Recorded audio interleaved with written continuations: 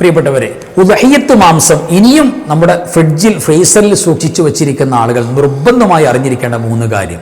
ഈ കാര്യങ്ങൾ അറിയാതെയാണ് നമ്മൾ സൂക്ഷിക്കുന്നതെങ്കിൽ, പിന്നെ അതെടുത്ത് ഉപയോഗിക്കുന്നതെങ്കിൽ നമുക്ക് വലിയ പ്രശ്നങ്ങൾ, ശാരീരികമായിട്ട് പല രോഗങ്ങൾ നമുക്ക് മക്കൾക്കുണ്ടാകാൻ സാധ്യതയുണ്ട്.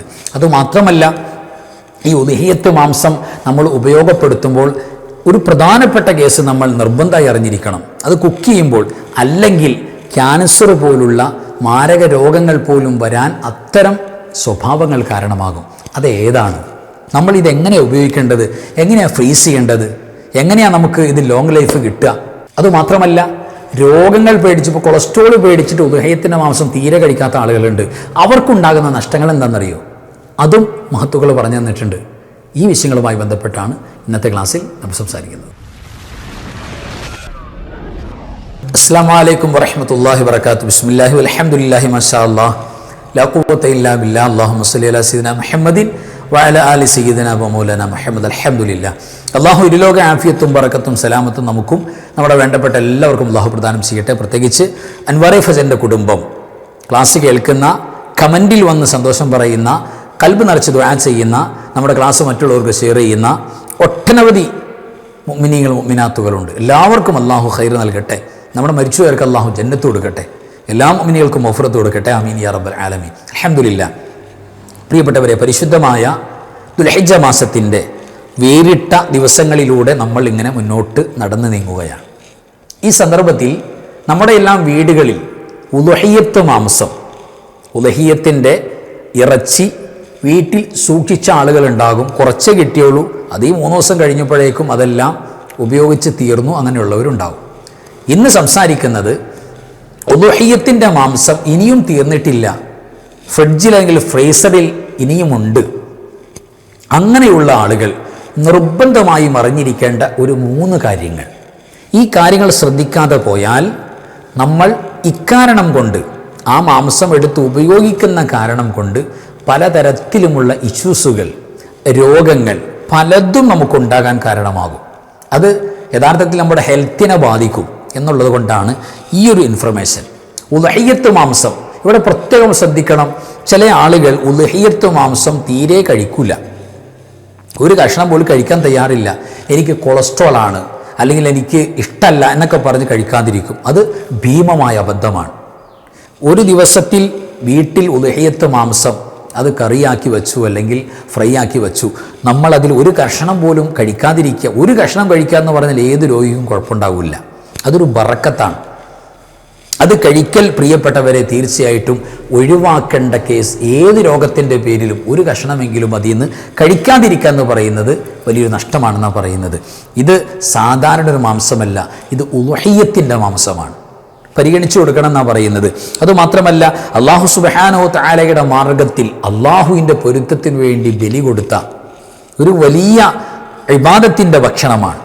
മാത്രമല്ല, സയ്യിദനാ ഇബ്രാഹിം അലൈഹിസ്സലാത്തു വസ്സലാമിൻ്റെ പരിശുദ്ധ റസൂൽ സ്വല്ലല്ലാഹു അലൈഹി വസല്ലം തങ്ങളുടെ ചര്യയും സുന്നത്തുമാണ് ഈ കർമ്മം. ആ കർമ്മത്തിൻ്റെ ഭക്ഷണമാണ് ഉദഹിയത്ത്.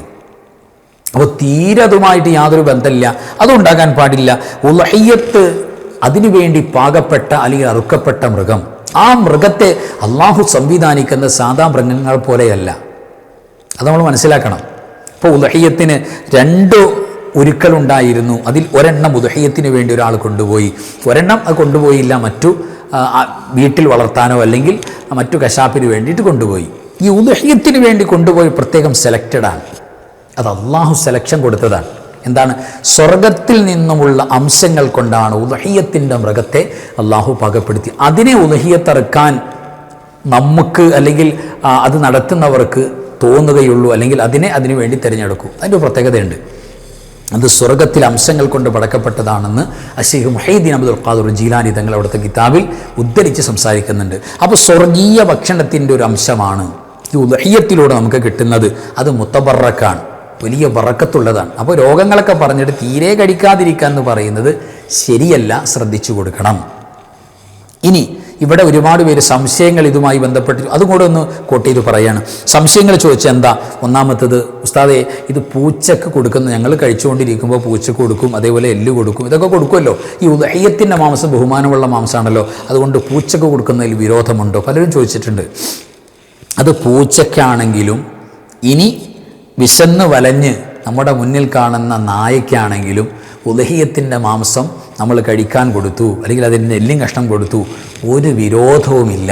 വിരോധമില്ല എന്ന് മാത്രമല്ല, ആ ജീവിയുടെ വിശപ്പടക്കാൻ നമ്മൾ ആ നീട്ടിക്കൊടുക്കുന്ന ഒരു പീസ് ബീഫിൻ്റെ മാംസത്തിൻ്റെ കഷണം അത് മതിയാകും അള്ളാഹുവിൻ്റെ മുന്നിൽ ഏറ്റവും വലിയ നന്മയായി രേഖപ്പെടുത്താൻ. വലിയ പ്രത്യേകിച്ച് തവാഫുകളാണ്, നമ്മുടെ കാലിന് ചുറ്റിപ്പറ്റി ജീവിക്കുന്ന ജീവികളാണ് പൂച്ചകൾ.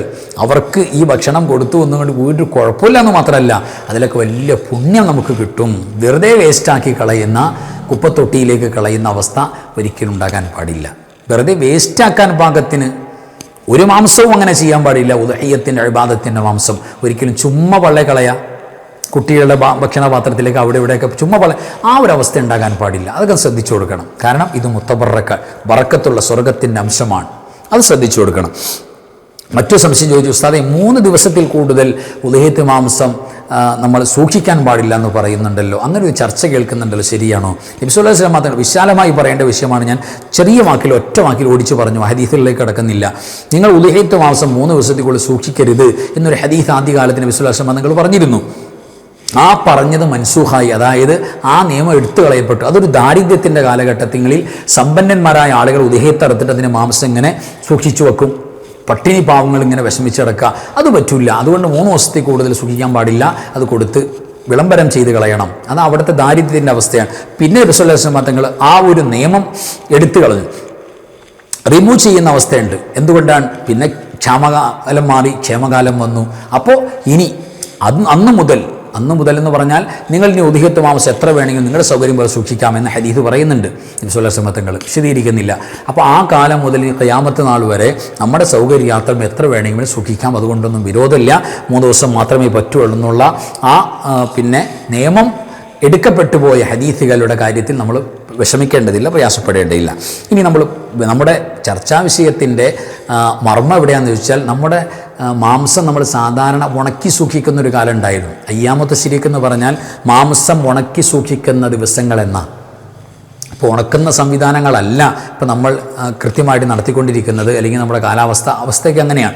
ഇപ്പോൾ നമ്മൾ ഫ്രീസ് ചെയ്യുക സൗകര്യം ഉണ്ടല്ലോ. ഈ ഉദഹിയത്തിൻ്റെ മാംസം ഫ്രീസ് ചെയ്ത് ഉപയോഗിക്കുന്നവർ, ഏത് മാംസമാണെങ്കിലും ഫ്രീസ് ചെയ്ത് ഉപയോഗിക്കുന്നവർ പ്രിയപ്പെട്ടവരെ പ്രത്യേകം ശ്രദ്ധിക്കേണ്ട കാര്യം, ഇപ്പോൾ ഫ്രീസറിൻ്റെ ഒരു ഭാഗം ഉണ്ടാവും, അതല്ലാത്ത കോമൺ ആയിട്ടുള്ള ഭാഗം ഉണ്ടാവും. ഫ്രീസറിലല്ലാതെ ഫ്രിഡ്ജിൽ നമ്മൾ ഈ ഉദഹിയത്ത് മാംസം സൂക്ഷിക്കുന്നുണ്ടെങ്കിൽ, ഏത് മാംസം ആയിക്കോട്ടെ, സൂക്ഷിക്കുന്നവരാണെങ്കിൽ അവർ ശ്രദ്ധിക്കേണ്ട കാര്യം 3 അല്ലെങ്കിൽ 5, ഏറ്റവും ചുരുങ്ങിയത് 3 ദിവസമാണ്. അതിൽ കൂടുതൽ ഫ്രീസർ അല്ലാത്ത ഭാഗത്ത് മാംസം സൂക്ഷിക്കുന്ന അവസ്ഥ ഉണ്ടാകാൻ പാടില്ല. അതുകൊണ്ട് ശരീരത്തിന് പ്രശ്നങ്ങളുണ്ടാകും. മാത്രമല്ല, അങ്ങനെ ഫ്രീസർ അല്ലാത്ത കോമൺ ആയിട്ടുള്ള ഫ്രിഡ്ജിൻ്റെ മറ്റു താഴെ ഭാഗത്തേക്കാണ് നമ്മൾ വെക്കുന്നതെങ്കിൽ തീർച്ചയായിട്ടും പ്രിയപ്പെട്ടവരെ അവിടെ താപനില 4 ഡിഗ്രിയുടെ പിന്നെ താഴെയായിരിക്കണം. അതിൻ്റെ താപനില ശ്രദ്ധിച്ചു കൊടുക്കണം. അതിൻ്റെ താപനില 4 ഡിഗ്രിയുടെ താഴെയായിരിക്കണം. ഫ്രീസർ അല്ലാത്ത ഭാഗത്ത് വയ്ക്കുകയാണെങ്കിൽ അത് 3 ദിവസത്തിൽ കൂടുതൽ പറ്റില്ല, അത് ശ്രദ്ധിച്ചു കൊടുക്കുക. ഇനി ഫ്രീസറിൽ വെക്കുമ്പോൾ അത് ശ്രദ്ധിച്ചു കൊടുക്കണം. ഫ്രീസറിൽ വെക്കുമ്പോൾ എന്താ സംഭവിക്കുന്നതെന്നറിയോ? ഫ്രീസറിൽ വെക്കുമ്പോൾ അതിൻ്റെ നിലവിലുള്ള മാംസത്തിൽ വരുന്ന ബാക്ടീരിയകളുണ്ടല്ലോ, ആ ബാക്ടീരിയകളെ നശിപ്പിക്കുന്നില്ല. ഫ്രീസ് ചെയ്യുമ്പോൾ നന്നായിട്ട് തണുക്കുമ്പോൾ ഈ ബാക്ടീരിയകൾക്ക് ആക്റ്റീവ് ആകാൻ പറ്റില്ല, കൂടുതൽ പെറ്റുപെരുകാൻ പറ്റില്ല, അവരുടെ പ്രവർത്തനം നടക്കില്ല. തണുപ്പങ്ങൾ കൂടിയിട്ട് അവരുടെ വർക്കൗട്ട് നടക്കില്ല. അതാണ് സംഭവിക്കുന്നത്. നിഷ്ക്രിയമാകും, പ്രവർത്തനരഹിതമായിട്ട് അങ്ങനെ തന്നെ നിൽക്കും. അതാണ് ഈ ഫ്രീസ് ചെയ്യുമ്പോൾ ഉണ്ടാകുന്ന ഗുണങ്ങളതാണ്. അല്ലാതെ ബാക്ടീരിയ മുഴുവനായിട്ട് പോകുന്നില്ല. അത് പൂർണ്ണമായിട്ട് 100% വേവിച്ചതിന് ശേഷം, പകുതി വേവോ 3/4 വേവോ ഒന്നും പറ്റില്ല, പൂർണ്ണ വേവാകുമ്പോഴാണ് ബാക്ടീരിയ നശിച്ചു പോകുന്നത്. ഫ്രീസ് ചെയ്യുമ്പോൾ ഉണ്ടാകുന്ന വിഷയം അതാണ്. ഏതായിരുന്നാലും പ്രിയപ്പെട്ടവരെ, ഇവിടെ ശ്രദ്ധിക്കേണ്ട ഫസ്റ്റ് കാര്യം, ഫ്രീസറിൽ സൂക്ഷിക്കുന്ന ഉദഹിയത്ത് മാംസം സൂക്ഷിച്ചവർ നമ്മളൊക്കെ തന്നെ അറിഞ്ഞിരിക്കേണ്ട ഒന്നാമത്തെ കാര്യം, ഫ്രീസറിൽ സൂക്ഷിക്കുമ്പോൾ അതിൻ്റെ പിന്നെ അളവ് പറയുന്നത് -18 ഡിഗ്രി അല്ലെങ്കിൽ അതിൻ്റെ താഴെയായിരിക്കണം. അതിൻ്റെ താപനില അതിൽ താഴെയായിരിക്കണം, അല്ലെങ്കിൽ 18 ഡിഗ്രി ആയിരിക്കണം, -18 അങ്ങനെ ആയിരിക്കണം എന്നത് മസ്റ്റാണ്. അല്ലെങ്കിൽ പ്രിയപ്പെട്ടവരെ, നമുക്ക് പല രീതിയിലുമുള്ള അതിൻ്റെ അതിൻ്റെ പിന്നെ ഉപയോഗത്തിന് പറ്റാത്ത തരത്തിലുള്ള പ്രശ്നങ്ങളുണ്ടാകും. നമ്മൾ അറിയില്ല, നമ്മൾ അതിൻ്റെ പിന്നാലെ പല വിഷയങ്ങളും ശാരീരികമായിട്ടൊക്കെ പിന്നെ കഴിച്ചതിന് ശേഷം ഉണ്ടാകാനൊക്കെ കാരണമാകും. അത് ശ്രദ്ധിച്ചു കൊടുക്കുക. രണ്ടാമത്തെ ഒരു കാര്യം, നമ്മൾ ഫ്രീസ് ചെയ്യുമ്പോൾ ഉദയത്ത് മാംസം സൂക്ഷിക്കുമ്പോൾ വായു കടക്കാത്ത രീതിയിൽ നന്നായിട്ട് കവർ ചെയ്യണം. എയർ ടൈറ്റ് കവറുകളിൽ നമ്മൾ പിന്നെ കവർ ചെയ്യണം. ചുമ്മാ അലക്ഷ്യമായിട്ട് കവറുകൾ പൂർണ്ണമായിട്ട് ലോക്ക് ചെയ്യാതെ ടൈറ്റ് ചെയ്യാതെ ഓപ്പണായിട്ട് നിൽക്കുന്ന ഭാഗങ്ങൾ അതൊക്കെ ശ്രദ്ധിച്ചു കൊടുക്കണം. അങ്ങനെ ഉണ്ടാകാൻ പാടില്ല. എയർ ടൈറ്റ് കവറുകളിൽ നമ്മൾ ചെയ്യിക്കണം. അല്ലെങ്കിൽ പാത്രത്തിൽ നന്നായിട്ട് അത് അടച്ചുറപ്പോടുകൂടെ വെക്കണം. എയർ പാസിങ് എയർ കയറാത്ത രീതിയിൽ അതിനെ സംവിധാനിക്കണം. വായു കടക്കാതെ പ്രത്യേകം ശ്രദ്ധിക്കണം. എന്തുകൊണ്ടാണ് എയർ പാസിങ് ഉണ്ടായാൽ, എയർ ടൈറ്റ് ചെയ്തിട്ടില്ലെങ്കിൽ എന്താ കുഴപ്പമുണ്ടാകുന്നത്? അതിൻ്റെ രുചിയിലും ഘടനകളൊക്കെ മാറ്റം വരും. രുചിയൊക്കെ ടേസ്റ്റൊക്കെ ഒരു പ്രത്യേകമായ ടേസ്റ്റാവും. നമ്മൾ സാധാരണ പറയാറുണ്ട്, ഫ്രിഡ്ജിൽ വെച്ചിട്ട് വേവിച്ചാൽ പിന്നെ എത്ര ടേസ്റ്റ് ഉണ്ടാവണം എന്നൊക്കെ പറയില്ലേ. ടേസ്റ്റ് ഒന്നും പോകില്ല. നമ്മൾ കൃത്യമായിട്ട് അത് സൂക്ഷിക്കേണ്ട രീതിയിൽ സൂക്ഷിക്കണം. അപ്പോൾ എയറൊന്നും കിടക്കാത്ത രീതി നന്നായിട്ട് കെട്ടിവെക്കണം. അതിൻ്റെ മറ്റൊരു പ്രശ്നമുള്ളത്, കൃത്യമായിട്ട് അതിനെ കവർ ചെയ്യാതിരുന്നാൽ, അല്ലെങ്കിൽ പാത്രത്തിൽ മൂടി വെക്കുന്നതാണെങ്കിൽ അങ്ങനെയാണെങ്കിൽ അങ്ങനെ ആകാതിരുന്നാലുള്ള കുഴപ്പം, ഈ മാംസത്തിൻ്റെ പിന്നെ ഗന്ധം, മണം മറ്റുള്ള നമ്മുടെ ഫ്രിഡ്ജിൽ വെച്ചിരിക്കുന്ന മറ്റുള്ളതിലേക്ക് പകരാനും മറ്റുള്ളതിൻ്റെ ഗന്ധം ഇതിലേക്കൊക്കെ ചേരാനും അങ്ങനെ ഒരു സ്മെല്ല് വ്യത്യാസങ്ങളൊക്കെ പലപ്പോഴും വരാനൊക്കെ കാരണമാകും. ഏതായിരുന്നാലും സേഫ്റ്റി എങ്ങനെയാണ്? നന്നായിട്ട് എയർ പാസിങ് ഇല്ലാത്ത തരത്തിൽ എയർ ടൈറ്റോടുകൂടെ തന്നെ നമ്മൾ അതിനെ കവർ ചെയ്യണം. കവർ ചെയ്യുമ്പോൾ കവറിനകത്തുള്ളൊരു വായു ഉണ്ടാവില്ല, അത് പൂർണ്ണമായിട്ട് കളയണം. നമ്മളിങ്ങനെ പപ്പടം പോലെ ഇങ്ങനെ കെട്ടിവെച്ചപ്പോൾ അതിൻ്റെ ഉള്ളിൽ കുറേ എയർ ഉണ്ടായി, അതൊക്കെ അതിൻ്റെ ലോങ് ലൈഫിന് പല ബുദ്ധിമുട്ടുകളുണ്ടാക്കും. അപ്പോൾ എയറൊക്കെ മുഴുവൻ കളഞ്ഞിട്ട് നമ്മൾ കവർ കെട്ടി വെക്കുക. പിന്നെ അതിലേക്ക് എയർ കയറാത്ത രീതിയിലാക്കി വെക്കുക. അത് പ്രത്യേകം ശ്രദ്ധിക്കേണ്ട രണ്ടാമത്തെ കാര്യമാണ്. ഇനി മൂന്നാമത്തെ കാര്യം, ഇങ്ങനെ ശ്രദ്ധിച്ച് നമ്മൾ ഫ്രീസ് ചെയ്താൽ അത് 4 മാസം മുതൽ 12 മാസം, അതായത് 1 കൊല്ലം വരെയൊക്കെ ഇരിക്കുമെന്നാണ് പഠനങ്ങൾ പറയുന്നത്. ഏതായിരുന്നാലും നമ്മൾ ഇരിക്കുമെന്ന് കരുതിയിട്ട് ഇങ്ങനെ വച്ചുകൊണ്ടിരിക്കുകയല്ല. നമ്മുടെ ആവശ്യങ്ങൾക്ക് നമ്മൾ എടുക്കണം. ആർക്കെങ്കിലും കൊടുക്കാൻ പറ്റിയ കൊടുക്കണം. ഇതെങ്ങനെ അവർക്കൊക്കെ കിട്ടിയതല്ലേ, ഇനി ഞാൻ കൊടുക്കില്ല എന്ന് പറഞ്ഞ് വാശി പിടിക്കേണ്ട. ഒരു സാഹചര്യം വന്നു, അല്ലെങ്കിൽ കൊടുക്കേണ്ട വന്നു, അല്ലെങ്കിൽ കൊടുക്കാൻ നമുക്ക് ഒരു താല്പര്യം, അത് കൊടുക്കുന്നതിലും വലിയ പുണ്യമുണ്ട്. അല്ലെങ്കിൽ നമ്മുടെ വീട്ടിൽ ഒരു പരിപാടി, ഫംഗ്ഷൻ, കുടുംബക്കാരെ വിളിച്ചൊരു ഫംഗ്ഷൻ വെച്ചു, ഈ മാംസം എടുത്തു എല്ലാവർക്കും വിതരണം ചെയ്തപ്പോൾ ഒരുപാട് കാലം ഇങ്ങനെ ഫ്രീസറിൽ വെച്ചുകൊണ്ടുള്ള ഒരവസ്ഥയും അത് ശ്രദ്ധിക്കാൻ അല്ലേ, ആ ഒരു അവസ്ഥയൊന്നും ഉണ്ടാകില്ല. അതൊക്കെ വലിയ നല്ല കാര്യമാണ്. ഏതായിരുന്നാലും ഒരുപാട് വീണ്ടും ഈ പറയുന്ന ഇതിൻ്റെ ഒരു ലൈഫുണ്ട്. ഫ്രീസറിൽ വെക്കുമ്പോൾ ലൈഫ് 4 മാസം മുതൽ 12 മാസം വരെ എന്നൊക്കെ പറയുന്നുണ്ട്. ആ പരിധി വിട്ട് വീണ്ടും വെക്കുക എന്ന് പറയുന്നത് ശ്രദ്ധിച്ചു കൊടുക്കേണ്ട കേസാണ്. ശ്രദ്ധിച്ചു കൊടുക്കണം. ഇനി ഇവിടെ വളരെ ഇമ്പോർട്ടൻ്റായി മനസ്സിലാക്കേണ്ട ഒരു കാര്യം, നമ്മൾ സംഗതി കൂടുതൽ ഭക്ഷണം പിന്നെ കുക്ക് ചെയ്യും. അതായത് ഉദഹയത്ത് മാംസം കൂടുതൽ ഉണ്ടാക്കി പിള്ളേരൊന്നും കഴിച്ചില്ല, അങ്ങനെ കുറച്ച് ബാലൻസ് വന്നു. അപ്പോൾ രാത്രി അല്ലെങ്കിൽ പകൽ നമ്മൾ എന്ത് ചെയ്യും? അത് ഫ്രിഡ്ജിലേക്ക് കയറ്റി വെക്കും. ഫ്രിഡ്ജിലേക്ക് കയറ്റി വെച്ചിട്ട് പിറ്റേ ദിവസം നമ്മൾ എടുക്കുന്നൊരവസ്ഥ, നമ്മൾ സർവ്വസാധാരണമായി ഈ സമയത്തല്ലാത്ത സമയത്തും ബീഫും മറ്റുള്ള ഭക്ഷണ പദാർത്ഥങ്ങളൊക്കെ ഫ്രിഡ്ജിൽ വെക്കുന്ന ഒരു ശൈലിയുണ്ട്. ആ ശൈലി ഒരു നല്ല ശൈലിയല്ല. അതുകൊണ്ട് ഭീമമായ കുഴപ്പമുണ്ടോ നരകത്തിൽ പോകുന്നൊന്നല്ല ഞാൻ പറയുന്നത്. ആ ഒരു ശൈലി പ്രിയപ്പെട്ടവരെ നമുക്ക് ഫോളോ അപ്പ് ചെയ്യാൻ പറ്റുന്ന ശൈലിയല്ല. അത് നമ്മുടെ ഹെൽത്തിന് ഗുണകരമല്ല. ഏതായിരുന്നാലും ബൈ ചാൻസ് അങ്ങനെ സംഭവിച്ചു പോയി, അങ്ങനെ ചെയ്തു, വിരോധമില്ല. പക്ഷേ അതിങ്ങനെ സർവ്വസാധാരണമായി എന്നുണ്ടാവും. നമ്മുടെ ഫ്രിഡ്ജിൽ ഫുഡ്, തലേ ദിവസത്തെ എന്തെങ്കിലും ഫുഡ് ഫ്രിഡ്ജിലുണ്ടാവും, പിറ്റേ ദിവസം ചൂടാക്കി. ആ ഒരു ശൈലി പതിവാക്കിയാൽ നമുക്കും നമ്മുടെ കുട്ടികൾക്കും ആരോഗ്യ ജീവിതം ഉണ്ടാവില്ല. അത് തീർത്തു പറയാൻ. പിന്നെ നിർവാഹമില്ലാത്ത ഘട്ടത്തിൽ അങ്ങനെ വെക്കേണ്ടി വന്നു, കളയാൻ പറ്റില്ലല്ലോ. അപ്പോൾ അങ്ങനെ വരുമ്പോൾ നമുക്ക് അയൽപക്കത്ത് കൊടുക്കാൻ കഴിഞ്ഞാലൊക്കെ കൊടുക്കണം. പറ്റാതെ വന്നൊരു സാഹചര്യം വന്നാൽ നമുക്ക് സൂക്ഷിക്കാം. അങ്ങനെ സൂക്ഷിക്കുമ്പോൾ എന്താ ശ്രദ്ധിക്കേണ്ട കാര്യം എന്താണെന്നറിയോ? ഇപ്പോൾ നമ്മൾ കുക്ക് ചെയ്യുന്ന ആഹാരം ബാലൻസ് വരും എന്ന് കണ്ടാൽ, അല്ലെങ്കിൽ ഇത്രയും കഴിച്ച് തീർക്കില്ല എന്നുള്ള സാഹചര്യം വന്നാൽ നമ്മൾ എത്രയും പെട്ടെന്ന് അത് ഫ്രിഡ്ജിലേക്ക് മാറ്റണം. അതായത് ഒരു ഭക്ഷണം, എന്തു ഭക്ഷണം ആയിക്കോട്ടെ, ബീഫായിക്കോട്ടെ, ചോറായിക്കോട്ടെ, എന്തു ആയിക്കോട്ടെ, അത് ഭക്ഷണം കുക്ക് ചെയ്തതിന് ശേഷം 2 മണിക്കൂർ കഴിഞ്ഞാൽ, 2 മണിക്കൂറാണ് അതിൻ്റെ ലാസ്റ്റ് ലൈഫ്. അത് കഴിഞ്ഞാൽ പിന്നെ ആ ഭക്ഷണം മരിക്കുകയാണ്. ബാക്ടീരിയൊക്കെ കയറിയിട്ട് പിന്നെ അത് ശവമായ ഭക്ഷണമാണ്. എന്തു ഭക്ഷണമാണെങ്കിലും ഇതിനെ കഴിക്കാൻ പോലും കൊള്ളില്ലാത്ത അവസ്ഥയിലേക്ക് വരും. അതുകൊണ്ട് 2 മണിക്കൂറിന് മാക്സിമം 2 മണിക്കൂർ നമ്മൾ എന്ത് ചെയ്യണം? ഫ്രിഡ്ജിലേക്ക് മാറ്റണം. അതായത് ഒരു ഭക്ഷണം ഉണ്ടാക്കി നല്ല ചൂടോടുകൂടെ ഇങ്ങനെ ആവി പറന്നുകൊണ്ടിരിക്കുക, അത് കയറ്റി വെക്കാൻ പാടില്ല. എന്നാലോ പൂർണ്ണമായിട്ട് തണുത്ത് ആകെ തണുത്ത് മരവിച്ചിരിക്കുകയാണ്, പൂർണ്ണമായിട്ട് തണുത്തു, എന്നിട്ട് കയറ്റി വെക്കുക. അപ്പോൾ സമയം കുറേ കഴിഞ്ഞിട്ടുണ്ടാകും, അത് തീർച്ചയായിട്ടും അതിൽ ബാക്ടീരിയകൾ ആക്റ്റീവാകാൻ തുടങ്ങും. പിന്നെയാണ് നമ്മൾ കയറ്റി വെക്കുന്നത്, ഗുണമുണ്ടാവില്ല. അപ്പോൾ മാക്സിമം എന്ത് ചെയ്യുക, വലിയ ചൂടങ്ങട് ആറി തീരെ തണുത്തു പോകുന്നതിനുള്ളിൽ കയറ്റി വെക്കുക. ഇനി നമ്മൾ ഫ്രീസറിൽ നമ്മുടെ ഫ്രിഡ്ജിൽ നിന്ന് ഈ ഭക്ഷണം പിറ്റേ ദിവസം എടുത്തു, ഇപ്പോൾ ബീഫ് നമ്മൾ എടുത്തു, കറി വെച്ചതാണ്, എടുത്തു, ഇത് ചൂടാക്കാൻ വേണ്ടി ഇതിൻ്റെ പൂർണ്ണമായി തണുപ്പാറുന്നവർ അങ്ങനെ വെച്ചേക്കുക. അങ്ങനെ 1 മണിക്കൂർ 2 മണിക്കൂറൊക്കെ അവിടെ ഇരിക്കും. അത് പറ്റില്ല, അത് വീണ്ടും ബാക്ടീരിയകൾ ആക്റ്റീവാകും. അത് നമ്മൾ ഫ്രീസറിൽ നിന്ന് എടുത്താൽ പിന്നെ നമുക്ക് ഉടൻ തന്നെ ചൂടാക്കാം, ഒരു കുഴപ്പമില്ല. അങ്ങനെയാണ് നിർബന്ധ സാഹചര്യത്തിൽ ചെയ്യേണ്ടത് എന്നുകൂടെ പ്രിയപ്പെട്ടവരെ ഓർമ്മപ്പെടുത്തുകയാണ്. ഇവിടെ ശ്രദ്ധിക്കേണ്ട പ്രധാനപ്പെട്ട കേസ്, ഈ ഭക്ഷണം ഏതു ഭക്ഷണമായാലും വീണ്ടും വീണ്ടും പിന്നെയും ബാക്കിയൊന്ന് ഫ്രീസറിലേക്ക് വെച്ചു, പിന്നെയും ബാക്കിയൊന്നു ചൂടാക്കി, അങ്ങനെ വീണ്ടും വീണ്ടും ചൂടാക്കി കഴിക്കുന്നൊരവസ്ഥ ഏതു ഭക്ഷണമാണെങ്കിലും അത് ഗുണകരമല്ല. അത് നിർബന്ധ സാഹചര്യത്തിൽ നമ്മൾ ഒരു വട്ടം അങ്ങനെ ചെയ്തു കുഴപ്പമില്ല. പക്ഷേ അതിങ്ങനെ ഇവിടെ പതിവാണ്. ആ പതിവ് നമുക്ക് ഗുണകരമല്ല, പല പ്രശ്നങ്ങളുണ്ടാകും. ഇപ്പോൾ ഫ്രീസറിൽ തന്നെ നമ്മൾ മാംസം ഉണ്ടാകും, പാലും ഒക്കെ ഉണ്ടാകും, പാലൊക്കെ വെച്ചിട്ടുണ്ടാകും. അപ്പോൾ ഈ ഞാൻ നേരത്തെ പറഞ്ഞ പോലെ നല്ല എയർ ടൈറ്റായിട്ട് ബീഫ് വച്ചില്ലെങ്കിൽ തീർച്ചയായിട്ടും നമുക്ക് ഈ അങ്ങോട്ടും ഇങ്ങോട്ടും ഈ ഗന്ധങ്ങൾ, പാലിന് വരെ മാംസത്തിൻ്റെ ഒരു ഗന്ധവും ചൊവ്വയൊക്കെ വരാൻ സാധ്യതയുണ്ട്. അതൊക്കെ പ്രത്യേകം ശ്രദ്ധിച്ചോളണം. ഒരുമിച്ച് വച്ചു എന്ന് കരുതി നിന്ന് വിരോധമില്ല, കൂടെ പാലുണ്ട്, അതിന് വിരോധമില്ല. പക്ഷേ അത് ഓപ്പണായിട്ടിരിക്കുന്നൊരവസ്ഥ, ചുമ്മാ പാത്രത്തിൽ, സ്റ്റീൽ പാത്രത്തിൽ കൊണ്ടുവന്നിട്ട് ബീഫ് ഇങ്ങനെ വെച്ചിട്ട് ഇങ്ങനെ ചുമ്മാ തുറന്നു വച്ചിരിക്കുകയാണ്, അത് ഒരിക്കലും ചെയ്യേണ്ട, അത് ഗുണകരമല്ല എന്നുകൂടെ ഇതിൽ ചേർത്തി മനസ്സിലാക്കുക. ഇനി ഇവിടെ ശ്രദ്ധിച്ചിരിക്കേണ്ട പ്രധാനപ്പെട്ട കേസ്, നമ്മുടെ ബീഫ് പ്രത്യേകിച്ച് ഉദഹയ്യത്തിൻ്റെ മാംസം ഇപ്പോൾ യഥേഷ്ടം നമ്മൾ ഉപയോഗിച്ചുകൊണ്ടിരിക്കുക. അത് ആരോഗ്യപരമായി ഗുണങ്ങൾ കിട്ടാൻ, നമ്മൾ രോഗികളാകാതിരിക്കാൻ വേണ്ടി ശ്രദ്ധിക്കേണ്ട ഏറ്റവും അണ്ടർലൈൻ ചെയ്യേണ്ട ഭാഗം ഇനി പറയാൻ പോകുന്നത്, അതായത് നല്ല ശുദ്ധമായ എണ്ണയിൽ തന്നെ നമ്മൾ ഇതിനെ കുക്ക് ചെയ്യാൻ വേണ്ടി ശ്രമിക്കണം. ഏറ്റവും നല്ലത് കേരളക്കാരായ നമുക്ക് നമ്മളുടെ ഫിസിക്കൽ ആരോഗ്യപരമായ നേട്ടത്തിന് അള്ളാഹു സംവിധാനിച്ചിരിക്കുന്ന ഒരു അമൃതാണ് വെളിച്ചെണ്ണ, നല്ല നാടൻ വെളിച്ചെണ്ണ. അതിൻ്റെ അമിത ഉപയോഗം, അത് കൂടുതൽ കൂടുതൽ ചൂടാക്കി ഫ്രൈ ആക്കി ഇങ്ങനെ ഓവർ ചൂടാക്കിയിരിക്കുന്ന അവസ്ഥ, അതൊക്കെയാണ് രോഗം വരുന്നത്. അത്യാവശ്യത്തിന് ഉപയോഗിക്കുക.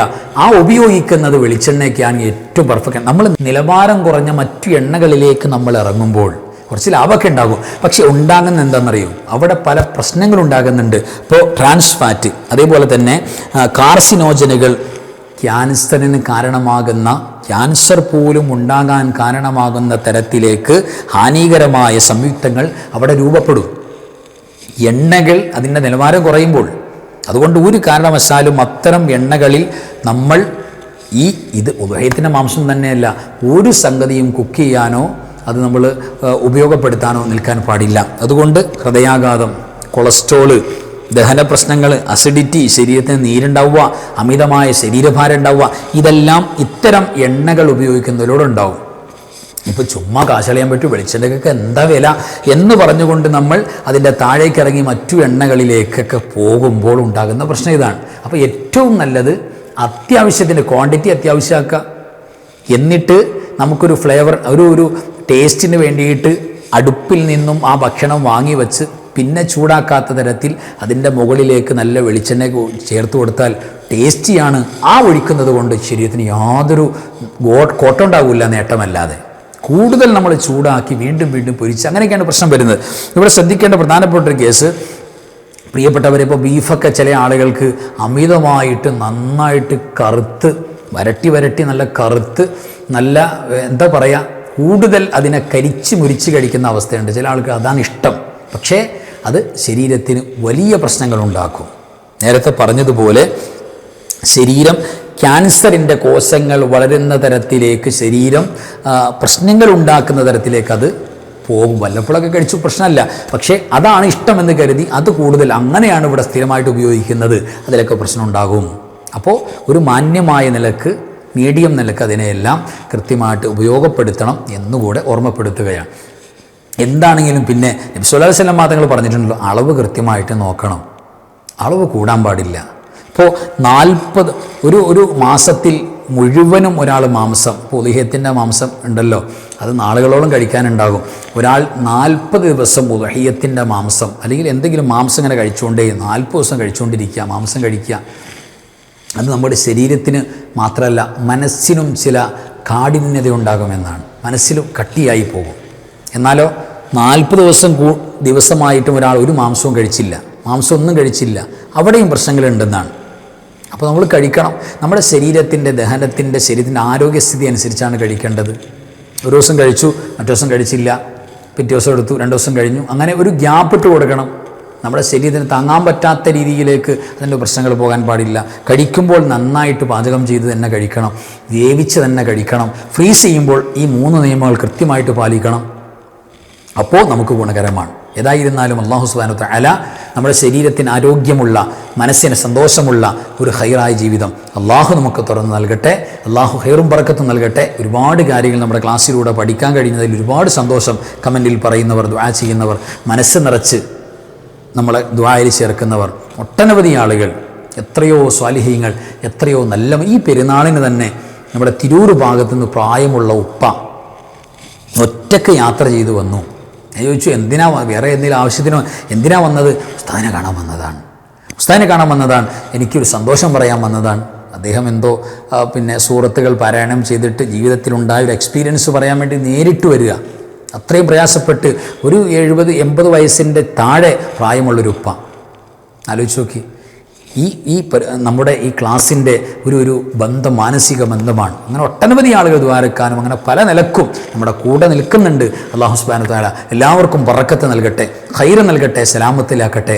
ആമീൻ യാ റബ്ബൽ ആലമീൻ. വആഖിറു കലാമി അൽഹംദുലില്ലാഹി. അസ്സലാമു അലൈക്കും വറഹ്മത്തുള്ളാഹി വബറകാതുഹു. ബിസ്മില്ലാഹി മാ ശാ അല്ലാഹ് ലാ ഖുവത ഇല്ലാ ബില്ലാഹ് മാ ശാ അല്ലാഹ് കുല്ലു നിഅമതിൻ മിനല്ലാഹ് മാ ശാ അല്ലാഹ് അൽ ഖൈറു കുല്ലുഹു ബിയദില്ലാഹ് മാ ശാ അല്ലാഹ് ലാ യസ്രിഫു സ്സൂഅ ഇല്ലല്ലാഹ്.